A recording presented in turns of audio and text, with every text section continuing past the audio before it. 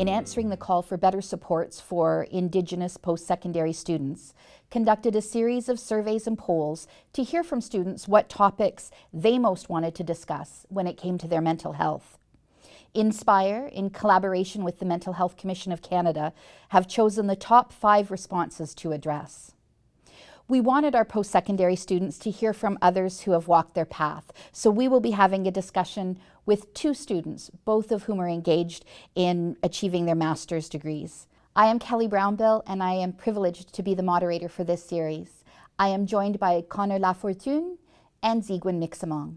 Ane bojo, gitchiwa bishwa mako Indigenous cause and nimkins Indigenous cause, oki kendan donjaba, benashin dondem and ishna beninendao, and swakmakan donda.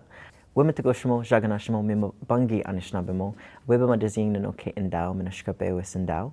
Hi, my name is Connor Lafortune. I'm from Doki's First Nation in northeastern Ontario on the Robinson-Huron Treaty Territory of 1850.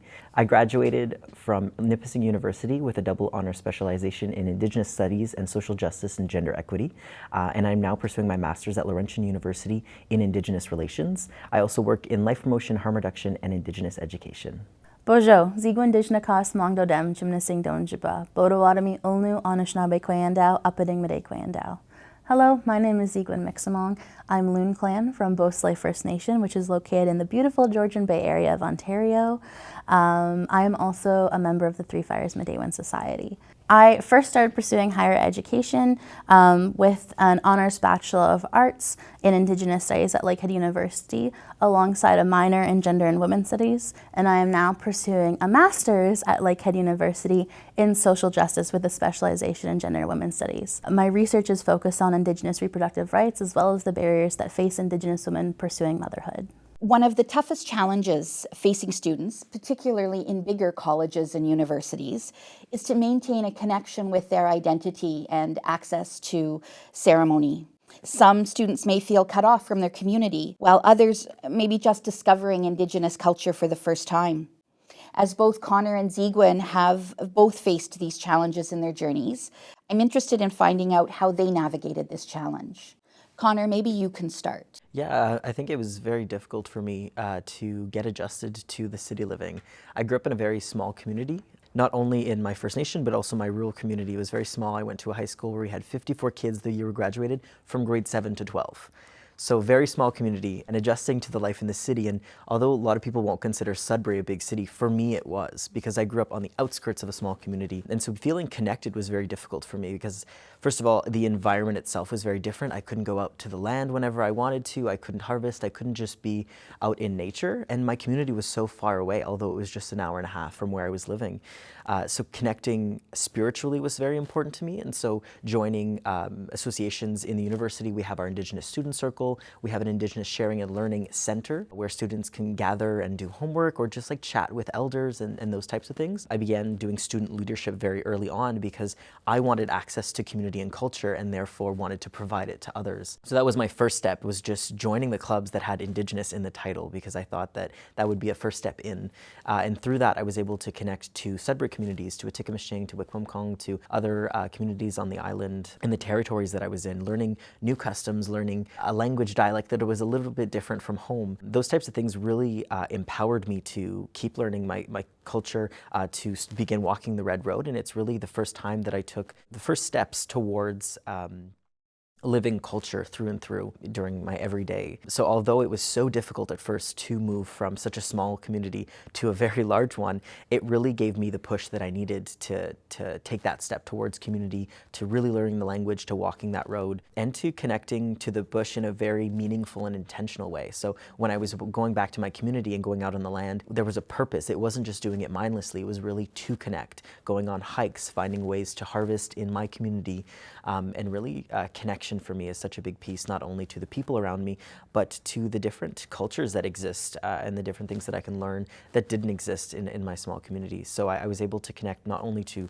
my spirituality and my culture, but also connect to the spirituality and culture of others, which led me to do a lot of activism. So a lot of Black and Indigenous activism, being in solidarity with communities and learning about other issues of genocide and of pain and of violence that occurs in other communities, not only to Indigenous people, and the ways that we can symbiotically periodically help towards fighting that in a way that is so meaningful and so beautiful and keeps each other's communities accountable to the violence that we perpetuate. So for me, those pieces really kept me grounded in my culture and also just allowed me to open my mind to so many other beautiful things. How miigwech. That's really interesting to me that you talk about being in the bush with intention. I think that intention and connection need to walk together, that sometimes we expect that connection to just happen. So miigwech for that. Ziigwen, your thoughts? I was incredibly privileged to have been raised with a strong sense of self and a strong identity. I really grew up knowing who I was, and so for me, it was a privilege to be able to walk into an urban center, again, coming from a small community as well, to walk into an urban center with a lot of different personalities, a lot of different spiritualities, a lot of different cultures, and know who I was. It was super interesting to have interactions with people who maybe shared my same positionality, my same identity, who were coming from small communities, who were Indigenous. But like you mentioned, we're kind of finding that culture for the first time.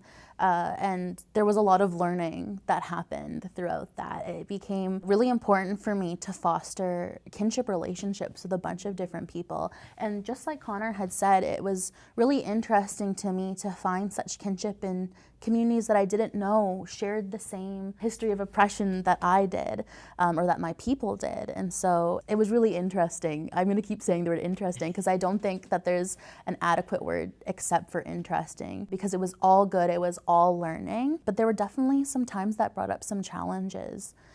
There were times where my identity was questioned, and there was also times where I was used for my identity. I think that in the wake of the Truth and Reconciliation Commission, and people, or I should say like colonial institutions such as universities, really wanted to show that they were taking steps towards that reconciliation piece. And unfortunately, I think some of them were doing that in the wrong way or maybe misinformed. And so there were times where, because of my identity and because I was so strong and unapologetically Indigenous about that culture piece, I became tokenized. There were examples of people being like, oh, well, you're Indigenous, you do the land acknowledgement.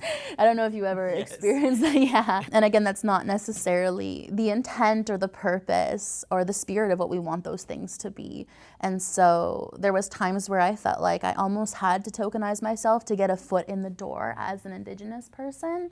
But then there were times where I really had to safeguard my identity and take a step back and ask if the people who were interacting with me were allies and were accomplices in what we wanted to do. And I think that people who maybe are just learning about their culture and stepping into that space might have had a much harder time than I did about all of those sorts of things. It's interesting because I think I walked in with a lot of privilege, and yet I still experienced a lot of challenges. I know from other members of my community sharing their narratives that there are many more challenges that I didn't experience, and I want to be able to address those as I go through the university, being someone who is able to uphold and have that support of my elders, my aunties, my communities. Just like Connor, I really stepped into that leadership role in those communities within the schooling system very quickly. Again, because I felt like I needed that representation, then found myself being tokenized. And so I feel for the people who maybe don't have the tie to aunties at home or elders at home, or who aren't on speed dial for them, and how that must feel to walk through there and just be learning who you are and yet also be tokenized for who you are. I think is a unique challenge that a lot of students face that we don't talk about enough. And that's a very good point. I don't think I'm letting any cats out of the bag when I say that colleges and universities are incredibly colonialized. They are not conducted in any way that is close to an Indigenous way of being. I know that sometimes students don't even notice what is chipping away at their mental health because they're so immersed in that system. So Connor, maybe I could ask you to talk a little bit about what some of those things that we should be looking for in our post-secondary students that they might not be aware of, that they're facing as they walk into that colonial structure. When you've experienced it, it's easy to identify. You can see it in others, and often you're the person that goes, hey, maybe you should come talk to us after this class. You were talking about tokenizing. I think on the one hand, there's a lot of professors that love to tokenize us, love to show us around. But then again, when you're that loud Indigenous person saying that what your content you're teaching is wrong, or it's offensive, or it's traumatizing, and you're very open about saying, this is not okay, they're very quick to turn and and change your grade, be very vocal about your stances, write comments that are terribly offensive in your papers. There's a lot of little things that are beyond microaggressions that exist just on teetering between being like that good Indian and then that Indian that stands up. It's very difficult to toy those lines.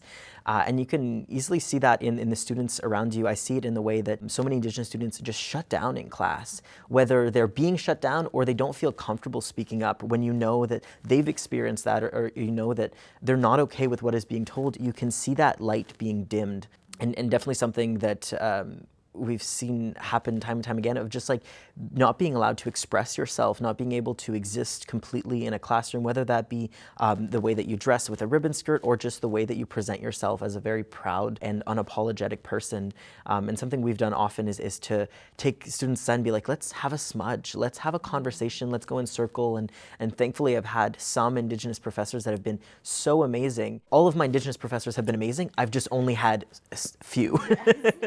But just being able to take the time to sit in a circle afterwards and debrief and take the time out of their day to help you in your experience. But definitely that light being dimmed, or starting to isolate yourself, not showing up for community events if it was someone that was very active, being so stressed with homework, and it's not only that burden of doing the work, but that cultural burden that is just like weighing on you. So those pieces is something that I like to look for in other students and in myself as well, when I'm being very cautious of how the academy is draining me. Yeah, I think that like that good Indian, bad Indian piece is really poignant. I mean, like anecdotally, I've had experiences where I've stood up in front of a professor who was saying wildly offensive things, not an Indigenous professor, but a professor who was teaching just a snippet of Indigenous history in a broader history course. And I stood up and luckily the university that I was with dealt with me and were able to take me out of that class and were able to reprimand the professor, but that was all done behind closed doors. And so what chipped away at my mental health in that specific scenario was that all those other students who were there for maybe their first time just saw an angry Indian. There was no chance for us to debrief with others who were in the class who were non-Indigenous, or if anyone else in that class was Indigenous too. And they just saw me as a problem student, I think, that was, sticking it to the man, if you will. But I think that idea that it can switch is something that I think a lot of us experience. I've known people who have gone through university who have kept their identity really, really close to them, and not really projected their indigeneity in order to move through those institutions much easier. And I think that's a piece that we have to be careful with, is that a lot of the time we're looked for as a bit of a trophy for some of these institutions, like, oh, look at us, we're educating the Indigenous people. Meanwhile, we're actually having to deal with these microaggressions, which I think are all macroaggressions because they all chip away at us. And it's just unfortunate that we're still having to fight these fights in this year. And you mentioned like some of the things that chip away at us that I don't think we really are focusing on day to day. And one of the ones that I think that we really need to focus on as we're talking about how colonized these institutions are is that some of them were built during the time where people were being eradicated, and some of them were built for that purpose. I attended a university that literally was doing it before we became a little bit more okay with having Indigenous people in society. We're doing experiments on Indigenous children in the very office that we were doing the Indigenous Studies Student Union office was in. And that building had been changed, and now we smudged it and we repainted it, and that was 50 years ago, but the legacy of those things are still in the walls. They're still in the building. That place was built to do experiments on Indigenous children, and here we are trying to make it a welcoming space for new Indigenous students. I think that some of those pieces are lost on a lot of people, especially our non-Indigenous friends. I don't think they necessarily realize when we walk into a building, the beautiful architecture. It's like, yeah, my people's bones were mixed into the cement that formed this place. Maybe isn't something that they think about all the time. Right. So. Right. And Connor, you said, made a comment about dimming of the light. And as an auntie, that really hurt, because it's the raising of the light that we want to see in our youth. And, you know, as you talk, Ziigwen, I think about students who have never been immersed 24 hours a day into these systems. I want to ask you to close with some advice, and I'd like you to have two different directions that you send some advice. So one of them would be to speak to what organizations within a college or a university can do to create a better community for Indigenous students, and how Indigenous students can best feel comfortable to reach out to those places. Because I know that particularly for students who are just coming to be in touch with their sense of identity, it's often hard for them to make that initial call or to knock on that door. So two sets of instructions: what can the institutions do to be more responsive, and what can our students do to better safeguard their mental health? We need them to be educated. We need all of them out there that are struggling to feel like their lights can shine in these places. So I'll start with Connor, and then Ziigwen, I'll hear from you. Miigwech. That's such a good question, and I think it's important to distinguish between what the academy can do and what the students should feel comfortable doing. On the one hand, my simple advice is just to listen. I think so many people misinterpret what listening really means, and I know that I don't have to explain to the two of you or to most Indigenous people what that true listening means, and really not waiting for your turn so that you're just thinking about your answer the whole time, but truly absorbing and taking a minute to think about it. I think so many issues on campus can be solved by just Indigenous students being listened to and being heard and being felt and being able to see those changes in our institutions. Like, I think of the institutions that I've been to, and I love seeing the trilingual signage in my university, but that does nothing when a professor is yelling at me in class. Mm-hmm. There is no standing of that actually means anything when we're actually talking about the policies in place and the ways Indigenous people are discriminated systematically through the content, through the ways of being, and those are the things we need to address. And I think I speak for all of us when I'm tired of hearing, oh, well, we're working on it. It's a process that takes a lot of time. And it's like, well, it didn't take a lot of time to implement it. It shouldn't take that much time to take it away, actually. It's very difficult for that to hold as true. So I think just being open to listening and just not answering. I think just like being able to listen and not give excuses and not give about your feelings. We know how non-Indigenous people feel about Indigenous trauma. We know, we've heard it many times. We know how traumatic it can be to learn about it for the first time. We don't need to be told about those experiences. So taking the time to listen and to be able to do an action through that is what reconciliation means. It's an action. It's putting in place policies that are changing the institution. And so that for me is the advice for the institution. As far as the students, I think it's really important to remember it's not something we dwell on too much because it is hard to say, but Indigenous people haven't been welcomed into academic spaces until the 60s. The 1960s is when Indigenous people were allowed to go to universities and colleges and access a doctor and a lawyer and etc. without losing their identity, without losing who they are.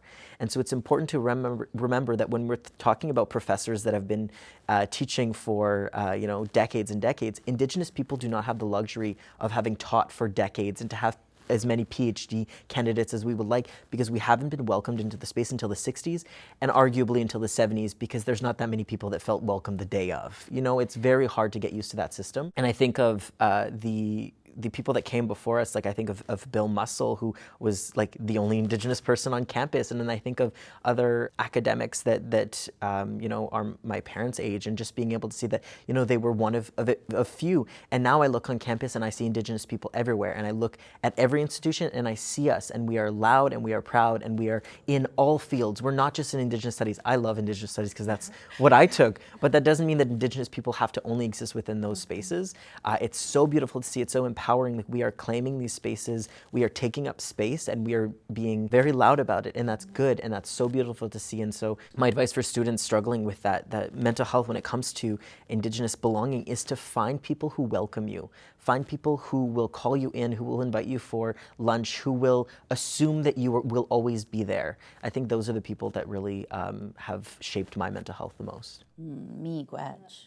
Absolutely. Like, I wish that I could just say ditto almost to a lot of the things that Connor has said. For me, the academy, again, that listening piece is brilliant, but I think that a lot of times, like I was saying previously, a lot of times the Academy really does lip service and is really performative in their action towards Indigenous people. And specifically when I think about student unions, they, even our other students, not necessarily just the Academy, but the students within that Academy can also be people who are tokenizing as well. I mean, I've been on positions in student unions. We're like, oh, you're our first Indigenous person. We're so excited to have you.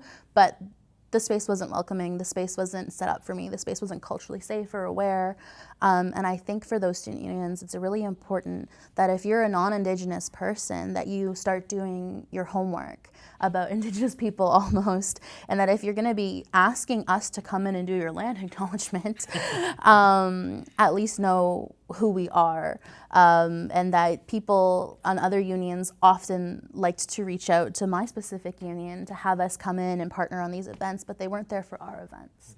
They weren't coming in and showing that they were going to support us in our spaces. And I think that it would have done a lot for me to see the other more mainstream unions coming to our powwow, coming to experience things and asking how they could help with their agency, help us, because we are, you know, still fighting those fights. As Connor said, I love to see how many Indigenous people are on campus, but there's still not that many of us in comparison to the bigger student population. I was at an incredibly large university in my undergrad, and there was so many students, and very few of us actually were able to reach out to each other.